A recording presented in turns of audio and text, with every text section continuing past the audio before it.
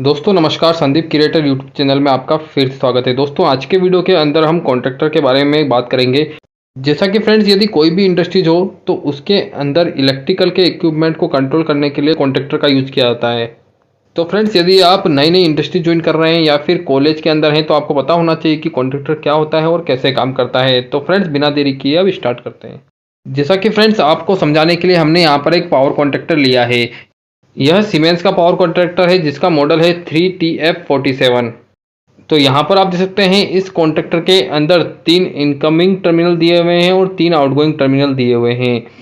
Contractor के अंदर एक कॉइल होती है, उस कॉइल को यहाँ पर फिक्स किया जाता है और उस कॉइल के दोनों टर्मिनल्स को यहाँ पर बाहर निकाला जाता है और A1 और A2 नाम दिया जाता है। उसके साथ ही कॉन्ट्रैक्टर की कॉइल का वोल्टेज क्या है, उसका हर्ट्ज क्या है, वो सब चीज़ें यहाँ पर दी हुई होती है। जो भी कॉन्ट्रैक्टर होते हैं उसके ऊपर की तरफ इस तरह से एक पॉइंट निकला हुआ होता है और उसको हम मैन्युअली इस तरीके से प्रेस कर सकते हैं। उसके साथ ही इससे पता चलता है कि हमारा कॉन्ट्रैक्टर अभी होल्ड है या फिर डी होल्ड है। अब इस कॉन्ट्रैक्टर के ऊपर का ढक्कन खोल लेते हैं और इसके अंदर किस तरीके से कॉन्टैक्ट है वो भी मैं आपको बता देता हूँ। अभी हमने इसे खोल लिया है। अभी आप देख सकते हैं कॉन्ट्रैक्टर का जो ढक्कन है उसके अंदर कुछ प्लेट्स लगी हुई है। ये प्लेट आर्किंग शूट कहलाती है। जब कॉन्ट्रैक्टर के अंदर दोनों कॉन्टैक्ट आपस में जुड़ते हैं तो कुछ आग निकलती है। उस आग को कम करने के लिए आर्किंग शूट का यूज होता है। अब इस कॉन्ट्रैक्टर के दोनों कॉन्टैक्ट को आप देख सकते हैं, एक कॉन्टैक्ट फिक्स कॉन्टैक्ट कहलाता है और ऊपर वाला मूविंग कॉन्टैक्ट होता है। आप देख सकते हैं नीचे वाला फिक्स है और ऊपर वाला मूविंग कॉन्टैक्ट है। अभी हम एक मूविंग कॉन्टैक्ट को निकालेंगे और देखेंगे कि किस तरीके से मूविंग कॉन्टैक्ट बना हुआ होता है। तो हमने इसको अभी बाहर निकाल लिया है। आप देख सकते हैं एक पतली सी पत्ती है।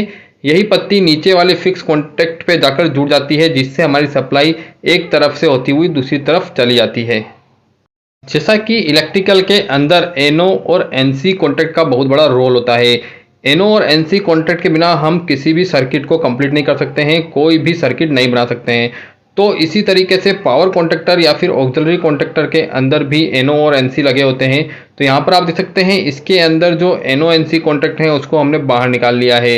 यहाँ ऊपर की तरफ आप देख सकते हैं यह NC कॉन्ट्रैक्ट है और नीचे वाला NO कॉन्ट्रैक्ट है और इस तरफ आप देख सकते हैं यह एक मूविंग कॉन्ट्रैक्ट है जो हमारे पावर कॉन्ट्रैक्टर के साथ जाकर जुड़ जाता है। और पावर कॉन्ट्रैक्टर जैसे ऑन होता है तो इसके जो NO कॉन्ट्रैक्ट होते हैं वो NC हो जाते हैं, जो NC कॉन्ट्रैक्ट होते हैं वो NO हो जाते हैं। कुछ कॉन्ट्रैक्टर के अंदर यह कॉन्ट्रैक्ट फिक्स रहते हैं, उनको हम बाहर नहीं निकाल सकते हैं, लेकिन ज़्यादातर कॉन्ट्रैक्टर के अंदर इन्हें अलग से फिक्स किया जाता है जैसा कि इस कॉन्ट्रैक्टर के अंदर किया गया है। अब इस कॉन्ट्रैक्टर के अंदर जो कॉइल है उसको भी हम देख लेते हैं।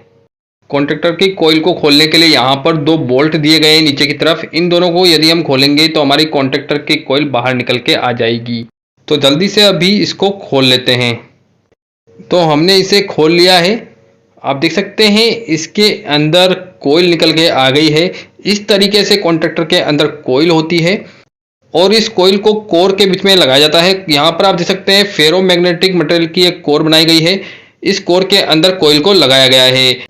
जब इस कॉइल के अंदर सप्लाई देते हैं तो बाहर की जो कोर है उसके अंदर मैग्नेट बनता है और वह मैग्नेट ऊपर वाली कॉइल को नीचे की तरफ खींच लेता है और ऊपर वाली कॉइल के साथ इस कॉन्ट्रैक्टर के मूविंग पार्ट्स जुड़े हुए हैं और वो मूविंग पार्ट्स नीचे की तरफ आ जाते हैं, जिस वजह से पावर सप्लाई एक सिरे से होती हुई दूसरे सिरे पर चली जाती है।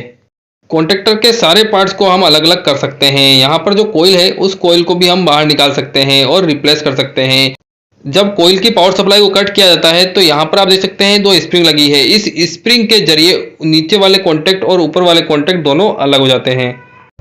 तो फ्रेंड्स, उम्मीद है कि इस वीडियो के माध्यम से आप समझ गए होंगे कि कॉन्ट्रैक्टर किस तरीके से काम करता है और कॉन्ट्रैक्टर के अंदर कौन कौन से पार्ट्स होते हैं। तो फ्रेंड्स, इसी तरह के वीडियो चाहते हैं तो मेरे चैनल को सब्सक्राइब कर लीजिए और इस वीडियो को शेयर जरूर कर दीजिए ताकि सभी को इसका फायदा हो सके। थैंक यू दोस्तों, thank you so much for watching my video. Thank you so much. जय हिंद।